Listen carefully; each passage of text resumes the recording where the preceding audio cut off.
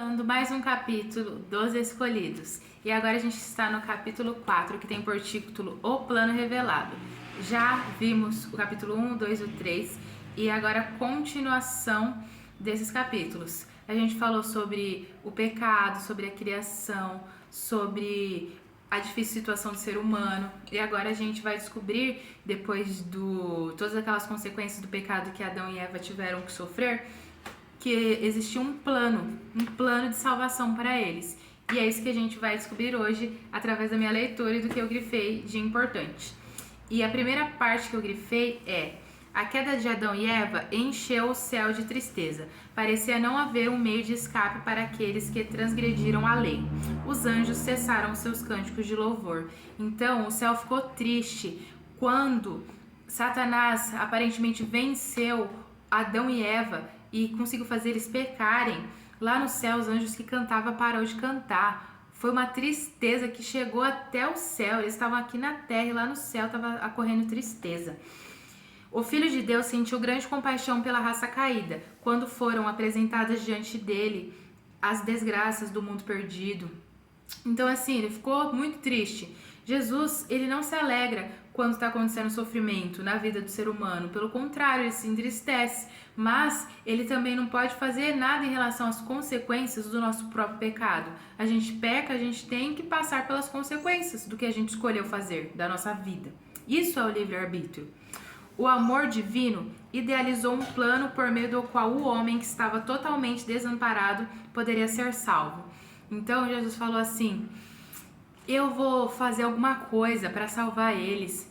Eles vão simplesmente morrer e acabou? Criei eles, pecaram e vão morrer? Jesus não ficou feliz com isso. Então ele teve uma ideia, que seria um plano de salvação para salvar Adão e Eva e todos os outros que viriam após Adão e Eva. A lei de Deus, que havia sido quebrada, exigia a vida do pecador. Até porque no capítulo passado a gente leu que o salário do pecado é a morte. Então pecou, tem que morrer.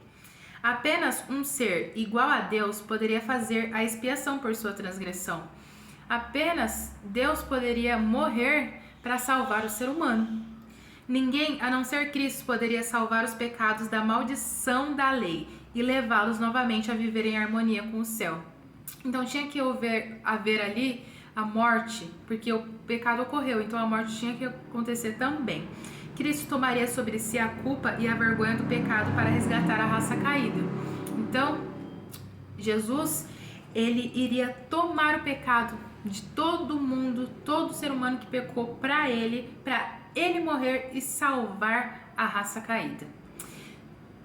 Outra parte que eu grifei foi que, porém, uma luta para o rei do universo seria uma luta para o rei do universo entregar seu filho para morrer pela raça humana, pela raça culpada. Imagina Deus entregar Jesus, o seu filho perfeito, que não fez nada de errado, que tinha uma vida perfeita no céu, para morrer.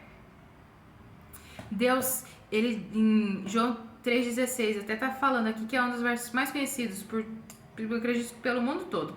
Deus amou o mundo de tal maneira que deu seu Filho unigênito, para que todo aquele que nele crê não pereça, mas tenha vida eterna. Então, Deus, ele amou tanto o mundo que ele falou assim: vou entregar o meu filho para que ele morra, para que ele possa perecer, para que nós possamos ter vida eterna, os seres humanos possam ter uma segunda chance. Ó, quão grande é o mistério da redenção, o amor de Deus por um mundo que não o amou. O ser humano pecou, não se importou com a ordem de Deus. Deus fez tudo lindo e maravilhoso para eles, eles pecaram, mas mesmo assim, Jesus continuava amando o ser humano. Os seres humanos tinham se tornado tão degradados pelo pecado que era impossível para eles voltar a viver em harmonia com Deus, cuja natureza é de pureza e de bondade. Não tem como conviver junto, um ser perfeito com um ser imperfeito, um ser que só fala de amor, de coisas maravilhosas, e o outro que fala de pecado, que não se sente feliz com a sua posição. Não tem como conviver junto, pecado com as coisas certas, o que é profano com o que é santo. Cristo poderia comunicar o poder divino para que se unissem ao esforço humano. Assim, por meio do arrependimento para com Deus e pela fé em Cristo, os filhos caídos de Adão poderiam uma vez mais ser filhos de Deus. Então era um plano não só para salvar Adão e Eva, mas os filhos de Adão e Eva, os filhos dos filhos, até a nossa geração de hoje ainda está acontecendo. Esse plano, ele ocorreu para salvar a gente. Os anjos não se alegraram quando Cristo revelou a eles o plano da redenção.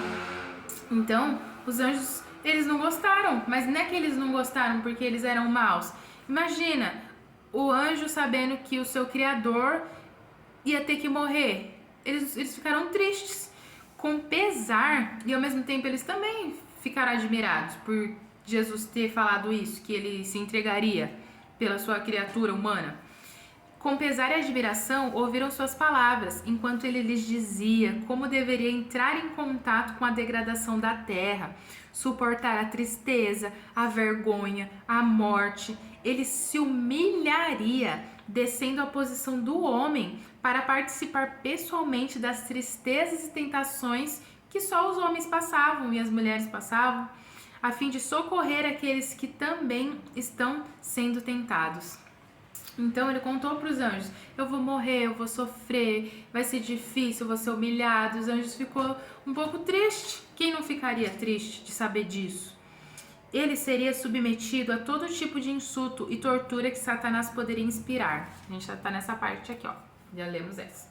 Então, Satanás, ele estaria ali se utilizando disso, não sei se eu posso dizer fragilidade, mas pelo fato de Jesus se permitir estar até abaixo dos homens como ser humano, Satanás ia se aproveitar disso para machucar Jesus, porque ele nunca gostou de Jesus, ele sempre teve inveja de Jesus. Deveria morrer a mais cruel das mortes, como um pecador culpado. E Jesus não era culpado, olha só isso. Teria que suportar terrível angústia e a ocultação da face do Pai quando os pecados do mundo todo recaíssem sobre ele. Ele não ia poder mais nem ver o rosto do Pai dele. Olha a dificuldade que Jesus estaria passando pela raça humana. Os anjos se ofereceram para se tornarem eles mesmos esse sacrifício pela raça humana. Os anjos falaram assim para Jesus: olha, Jesus, você criou a gente, então deixa a gente ir, a gente morre por eles. Eu entendo que o Senhor ama eles e não faz sentido para nós você morrer, sofrer, deixa a gente ir. Eles pediram para Jesus, os anjos. Olha como os anjos também são empáticos. Apenas aquele que havia criado o homem tinha o poder para redimi-los. Cristo, por um pouco, foi feito menor que os anjos, por ter sofrido a morte. Então, tinha lá a ordem, o Criador, Jesus, abaixo os anjos, abaixo os seres humanos, e Jesus, que era o Criador, se permitiu estar até abaixo da sua criatura dos anjos. Se permitiu ser igual igual você que está vendo esse vídeo. E ao tomar a natureza humana sobre ele, sua força não seria igual à dos anjos. Eles é que deveriam fortalecê-lo em seus sofrimentos. Então agora Jesus, ele estava sentindo como ser humano, ele não tinha aquela força que ele tinha. Se ele precisasse de auxílio, eram os anjos que poderiam auxiliá-lo. Igual nós, quando a gente precisa de auxílio, os anjos, eles auxiliam a gente também. Deveriam também guardar os súditos da graça e do poder dos anjos maus. Ele deveria tomar cuidado aqui na terra, Jesus, com os anjos maus também, que estava rodeando. Tinha os bons para fortalecer ele, mas tinha os maus para prejudicar ele, que foram os anjos caídos que desceram com Satanás. No momento em que os anjos testemunhassem a agonia e a humilhação de seu Senhor, desejariam livrá-los de seus assassinos, mas não deveriam intervir. Os anjos, vendo Jesus sofrendo, é claro que o instinto deles era: a gente vai lá pegar ele e vai salvar Jesus, mas eles não poderiam fazer isso. A gente vai salvar nosso Criador do sofrimento, era o desejo deles, mas eles não poderiam fazer nada. Fazia parte do plano de Cristo que Cristo sofresse o desprezo e os maus tratos dos homens ímpios. Cristo garantiu aos anjos que por sua morte ele resgataria a muitos e recuperaria o reino que tinha sido perdido por causa da transgressão. Então Jesus falou para os anjos: com esse plano que eu tive e que eu vou entregar minha vida pelos pecadores, eu vou conseguir salvar muitos humanos. Não só Adão e Eva, porque ele sabia do futuro, mas todos os outros que vêm após eles e que quiserem ser salvos, eu vou conseguir trazer eles. Então, olha que maravilhoso o plano de Cristo. Agora me diz, um Cristo que pensou nisso, por acaso ele não ama o ser humano? continuando, Cristo garantiu que aos anjos que por sua morte ele resgataria muitos e recuperaria o seu reino que ele tinha perdido por causa da transgressão. Como a gente viu no capítulo anterior, ia conseguir tudo se voltar, o jardim que foi retirado, quando Jesus ele voltasse, ia restabelecer esse reino maravilhoso, esse lugar lindo que era antes. Os remidos deveriam herdá-lo com ele. Pecado e pecadores não mais existiriam. Nunca mais perturbariam a paz, nem do céu nem da terra. Esse pecado que surgiu no coração de Lúcifer, que acabou atrapalhando os planos lá do céu, trouxe tanta tristeza, tanta dor, tanto para o céu quanto aqui para a terra, vai acabar um dia, vai ter fim. Então, uma inexplicável alegria encheu o céu. Pelas cortes celestiais ecoaram os primeiros acordes do cântico que deveriam soar sobre as colinas de Belém. Então os anjos estavam lá tristes e nem queriam cantar mais, eles entenderam o plano da salvação do ser humano e ficaram muito felizes e falaram, vamos cantar. E eles começaram a cantar, glória a Deus nas alturas e paz na terra aos homens. As estrelas matutinas juntas cantavam e todos os anjos se regozijavam. Veio a alegria novamente. Era um plano difícil? Muito. Se for pra gente analisar, teria momentos de tristeza? Com certeza, de morte, de Jesus sofrendo, de Jesus sendo humilhado. Mas era esperança para salvar os seres humanos. Subtítulo, Deus promete um Salvador. Na sentença pronunciada sobre Satanás no jardim, o Senhor ele tinha falado que iria pôr inimizade entre a mulher e a sua descendência e o descendente dela. Ou seja, que este lhe ferirá a cabeça e a serpente vai ferir o calcanhar da mulher e o descendente da mulher feriria a cabeça da serpente, e aí iria ter um fim para Satanás, pelo que a gente entendeu no capítulo anterior. Essa foi a promessa de que o poder de Satanás, o grande adversário, seria finalmente destruído. Adão e Eva permaneceriam como transgressores diante do justo juiz. Mas antes que ouvissem da vida, de lutas e tristezas que deveriam enfrentar, que retornariam ao pó, ouviram as palavras de que eles não iriam estar sozinhos, de que Deus não os deixaria, de que havia esperança, eles poderiam olhar para o futuro e antever a vitória final. A consequência do pecado estava lá? Sim. Eles teriam que sofrer? Sim. Tudo ficou difícil? Sim. Mas tinha esperança, tinha um plano de salvação para eles. Satanás sabia que sua obra para promover a degeneração da natureza humana seria interrompida, de que, alguma forma, o homem seria capacitado a resistir ao seu poder. Mesmo assim, Satanás se alegrava com os seus anjos, os anjos caídos, porque depois de ter causado a queda do homem, conseguiu tirar o Filho de Deus de sua exaltada posição. Olha, o inimigo, ele é sujo demais. Ele estava feliz de ter... Ele entendeu que Jesus iria passar por esse sofrimento, ele já estava feliz porque ele queria ter a vida de Jesus, ele queria ter a posição de Jesus, ele queria ser adorado como Jesus. E como ele não conseguia isso, qualquer coisa que ele conseguia fazer de ruim que atingisse Jesus, ele ficava feliz. Ele fez a Eva pecar, ele ficou feliz. Adão pecou, ele ficou feliz. Aí Jesus teve esse plano em que ele morreria e Satanás ficou feliz. Ele estava ali sentindo que ele tinha vencido algum pouquinho, nem que seja o mínimo, ele estava se sentindo vencedor ali. Quando Cristo tomasse sobre si a natureza humana, ele também poderia ser vencido. Olha só que complicado. Então, quando Jesus ele esteve aqui como um ser humano, ele poderia ser vencido por Satanás. Anjos celestiais revelam de maneira ainda mais ampla aos nossos primeiros pais o plano para a sua salvação. Os anjos contou para Eva e para Adão: calma, vocês vão passar por essas dificuldades, mas tem um plano para salvar vocês. Imagina, Adão e Eva ouvindo, eles devem ter ficado felizes. É tanto que tem alguns trechos em outros livros que diz que Eva pensou que ia ser muito rápido esse plano de salvação, que ela teria ali um filho, esse filho dela já não mal iria viver muito, já Jesus ia ter morrido e tal. Ela achava que ia ser rápido, e não foi rápido, mas esse plano existe. Adão e sua companheira não seriam abandonados ao domínio de Satanás. Por meio do arrependimento e fé em Cristo, poderiam novamente se tornar filhos de Deus. Então, Adão e Eva poderiam se arrepender dos seus pecados e através do plano de salvação, eles poderiam novamente ser filhos de Deus, ter a oportunidade de voltar para o jardim, novamente ser salvos, novamente não ter uma morte eterna. Adão e Eva viram como nunca antes a culpa do pecado e seus resultados. Aí que eles foram entender quando viu aquela folha da árvore caindo, quando viu que Jesus ia ter que morrer. Olha que difícil. Aí que eles foram entender as consequências do pecado. E tenho certeza que perceberam que com o pecado não se brinca. Suplicaram que a penalidade do pecado não recaísse sobre aquele cujo amor tinha sido a fonte de toda a sua alegria. Em vez disso, pediram que recaísse sobre eles e seus descendentes. Eles falaram assim: Jesus, você não pode morrer. Eles se sentiram culpados por isso e falaram: deixa que recaia sobre a gente isso, sobre os nossos filhos. Mas você não, Jesus. Você criou a gente, vai ter que passar por isso.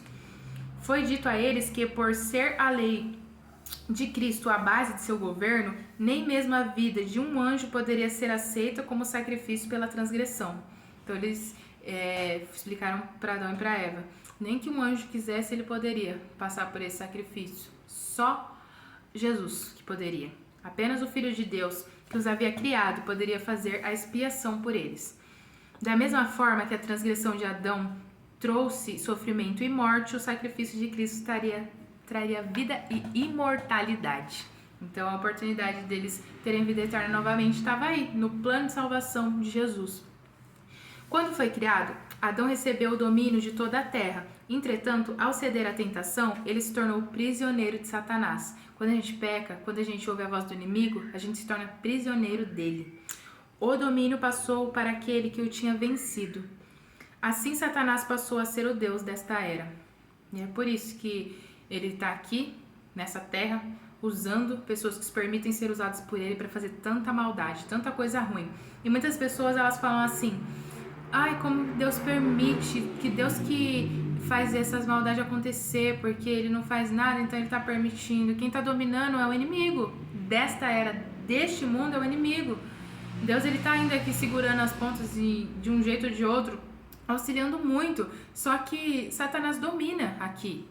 Ele, infelizmente, considera a terra como dele. E se for pra gente analisar, ele aqui com seus anjos, o que ele queria fazer, o que Jesus fazia no céu, ter a adoração, ter o domínio, só que ele pegou para ter essa adoração e esse domínio da pior forma possível, que foi na imposição, não foi nada de amor. No entanto, Cristo, por seu sacrifício, iria não somente redimir a família humana, mas restabeleceria o domínio por todos os perdidos. Não era só para salvar Adão e Eva, mas para salvar os filhos, os filhos, os filhos. Todo mundo que veio após Adão e Eva e pecasse poderia ser salvo através desse plano de salvação. Tudo que foi perdido pelo primeiro Adão será restaurado pelo segundo Adão. Ou seja, quando Jesus se tornou homem para morrer por nós, ele se tornou o segundo Adão, no quesito de ter se tornado homem. Deus criou a terra, no sentido, claro, né, figurado aqui. Não é Jesus tornou um Adão. Deus criou a terra para ser habitada por seres santos e felizes. Esse propósito se cumprirá quando for renovada a terra pelo poder de Deus e libertada do pecado e da tristeza. Ela se tornará a morada eterna dos redimidos. Então, um dia vai acabar a dor e a tristeza, e essa terra que está toda feia, toda bagunçada, com tanta morte, com toda tristeza, com tanta dor, com tanta doença, ela vai ser restaurada, ela vai voltar a ser aquela terra perfeita. E subtítulo: Os terríveis frutos do pecado. O pecado causou a separação entre Deus e a família humana, e somente a expiação feita por Cristo poderia transpor o abismo. Deus se comunicaria com as pessoas por meio de Cristo e dos anjos. Não dava mais para Adão e Eva falar com Jesus ali, olhando no olho para ele, até porque eles não estavam mais podendo ter aquela comunicação, tinha o pecado atrapalhando. A Adão foi revelado que, embora o sacrifício de Cristo fosse suficiente para salvar o mundo inteiro, muitos escolheriam viver uma vida de pecado em vez do arrependimento e obediência. É aquilo, o livre-arbítrio. Mesmo com esse plano da salvação, os seres humanos poderiam escolher se eles queriam ou não ir para o céu, queriam ou não aceitar esse sacrifício de Deus. E muitas pessoas não aceitam, muitas pessoas elas não querem ir para o céu, Muitas pessoas pensam que tá bom a vida delas aqui. Eu acho assim, fico passada. Continuando, Os Escolhidos, capítulo 4, O Plano Revelado. Esse é o título do capítulo 4. O crime aumentaria ao longo das sucessivas gerações. O pecado, ele estaria reinando sobre essa terra e até hoje está reinando aí. A maldição do pecado repousaria a mais pesadamente sobre a raça humana e sobre a terra. Então, assim, o pecado ele traz um peso. A consequência do pecado é triste, é dolorosa. Os dias dos homens e das mulheres seriam abreviados por causa de sua trajetória de pecado. Eles se degenerariam em sua força física, moral e intelectual, até que o mundo se enchesse de todo tipo de sofrimento. E é isso que está acontecendo hoje. E como está escrito aqui nesse relato, o ser humano ele iria se degradar. Começou da altura de Adão, que era ali 4 metros, grandão, e hoje olha a nossa altura, olha o tanto que degradou. Intelectual, antes o ser humano era mais inteligente. Muitas pessoas não acreditam nisso, mas olha, se for para analisar a história, o tanto de coisa que o ser humano fazia, coisas incríveis. E hoje o ser humano vê e fica, como pode ter feito aquilo? Será que foi os extraterrestres porque não tinha recursos? Tinha, o ser humano era inteligente, ele era mais inteligente, ele foi se degradando. Coisas que nós não sabemos, eles sabiam sim. A mente deles era uma mente que fluía, eles entendiam melhor as coisas. E com o passar desses anos de pecado, o ser humano foi diminuindo a estatura, foi infelizmente ficando menos inteligente, começou a não compreender direito as coisas, a alimentação influenciou muito nisso, começou a comer tanta coisa que fazia mal para o corpo, que fazia mal para a mente. Então hoje o ser humano, ele não é tão inteligente quanto ele poderia ter. Por meio da satisfação do apetite, das paixões, as pessoas se tornariam incapazes de apreciar as grandes verdades do plano da redenção. Muitas pessoas iriam ouvir que tem um plano para salvar a vida delas e não ia compreender, ia falar, que legal, sabe? Não ia dar valor, não ia entender, porque a mente dessas pessoas estariam aqui embotadas. Olha o tanto de pecado que já aconteceu até hoje, né? Mesmo assim, Cristo poderia suprir as necessidades de todos que fossem a Ele com fé. Se a pessoa tivesse fé, se a pessoa falasse, Senhor Jesus, eu quero ser salva, Jesus, Ele iria permitir que ocorresse a salvação dela através do plano de salvação. Sempre haveria alguns que preservariam o conhecimento de Deus e permaneciam puros. Mesmo que muitas pessoas não querem saber de Jesus, do plano de salvação dele, dessa história, tem muitas pessoas sinceras que quer ouvir e quer ser salvas e quer voltar para o lugar maravilhoso, para a terra renovada, querem ir para o céu. Então, por isso que existe plano de salvação. As ofertas sacrificiais foram ordenadas como um reconhecimento de arrependimento pelo pecado e seriam também uma confissão de fé no prometido Redentor. Essa parte está falando que antigamente se faziam aqueles sacrifícios em que pegavam um cordeirinho e tinha que tirar a vida do cordeirinho e o seu pecado passava para o cordeirinho. Quando matava ali o cordeirinho, eles entendiam que iria vir um salvador, um cordeiro, para perdoar os pecados deles. E está falando disso. Para Adão, o primeiro sacrifício foi uma oferta extremamente dolorosa, né? Ter que matar ali um cordeirinho. Sua mão deveria se erguer para tirar a vida que só Deus podia dar. Foi a primeira vez que ele testemunhou a morte. Ele sabia que se tivesse sido obediente a Deus, nenhuma morte teria ocorrido. Ele sabia que se eles tivessem feito as coisas corretas, eles ainda estariam lá vivendo no jardim do Éden, ia estar tudo perfeito, maravilhoso. Adão tremia com o pensamento de que o seu pecado faria derramar o sangue de Cristo, o Imaculado, o Cordeiro de Deus. Essa cena lhe trazia um sentimento vívido da enormidade de sua transgressão. Ele começou a pensar assim, se não fosse o meu pecado, o Filho de Deus, o Criador, não ia ter que morrer por todos nós. E ele, mesmo sabendo disso, percebeu que existia uma esperança, e essa esperança fez com que ele percebesse que ele teria um futuro, que a vida dele não ia ser só morrer. Subtítulo: O propósito mais amplo da redenção. O plano de redenção tinha um propósito ainda mais amplo e profundo que a salvação do homem. Como falou, não era só para salvar ali Adão e Eva. Não foi apenas para que os habitantes deste pequeno mundo pudessem dar pudessem dar à lei de Deus a consideração a ela devida, mas para vindicar o caráter de Deus perante o universo. Não só para salvar o ser humano, mas para mostrar para o universo todo que o caráter de Deus era um caráter verdadeiro, que ele era bom, que ele realmente amava o ser humano. Foi olhando para esse grande resultado do seu sacrifício, pouco antes da sua crucifixão, que o Salvador exclamou: chegou a hora de ser julgado este mundo, agora será expulso o príncipe deste mundo. Mas eu, quando for levantado da terra, atrairei todos a mim. Esse trecho fala que ainda existe esperança para todos nós e que Jesus ele foi levantado para isso, para trazer esperança, para salvar o ser humano, para dar uma segunda chance. Imagina, aí agora, por causa do pecado, todo mundo ia morrer, não ter mais oportunidade de ter vida eterna se não existisse esse plano.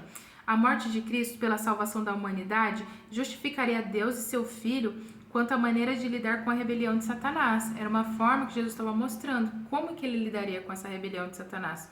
Confirmaria a lei de Deus e revelaria a natureza e os resultados do pecado.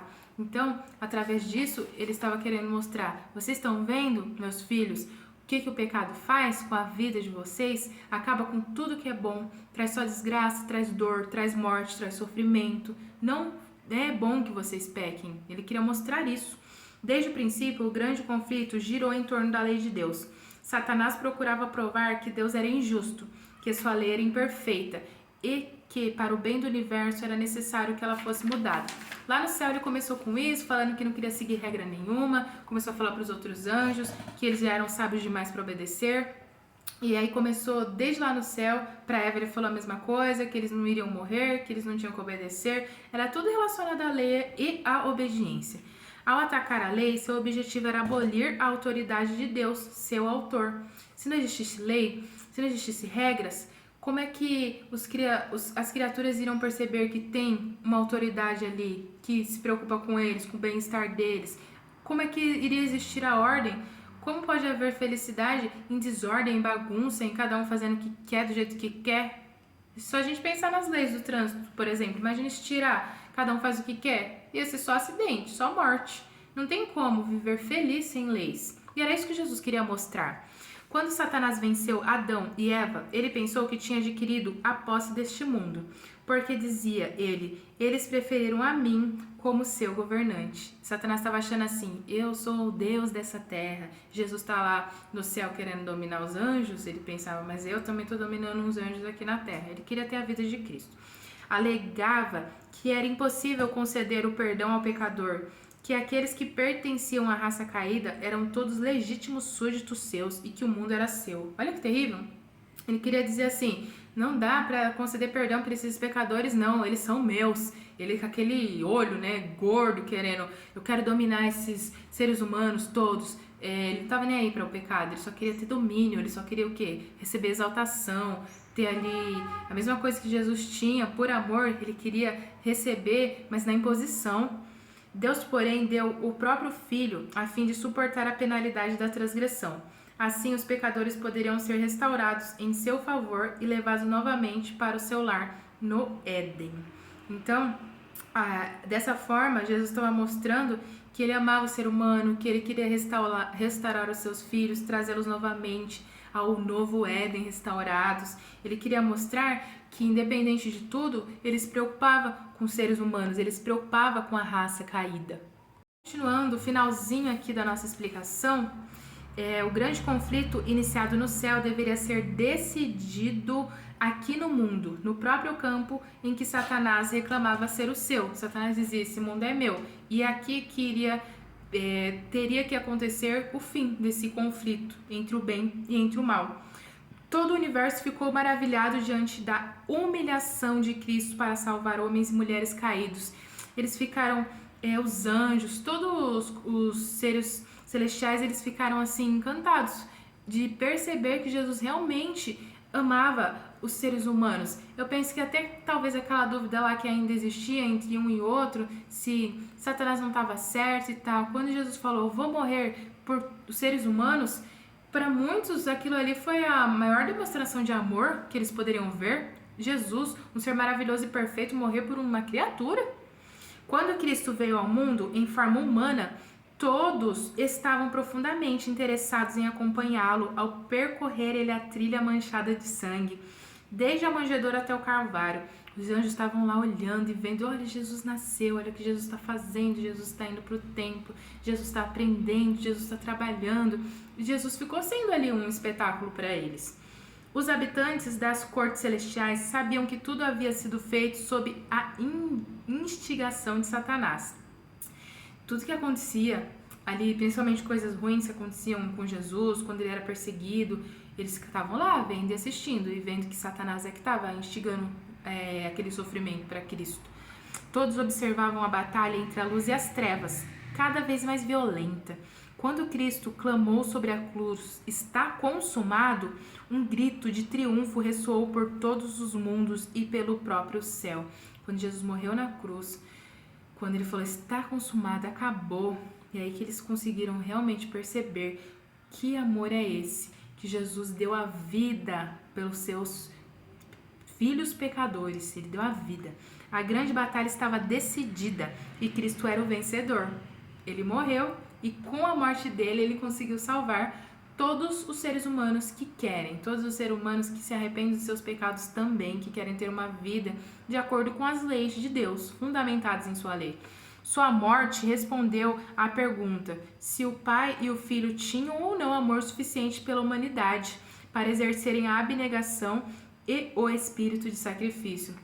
Então a morte de Jesus respondeu àquela dúvida que Satanás estava colocando na mente dos anjos, colocou para Adão e para Eva, de que Jesus não amava eles. Jesus morrendo pela criatura, ele não iria amar. Se Jesus não amasse, ele iria simplesmente falar assim, olha, infelizmente vocês pecaram e acabou, é isso, agora é o fim para vocês, eu dei a oportunidade de vocês fazerem as coisas certas, vocês não fizeram, tchau. Ele poderia falar isso.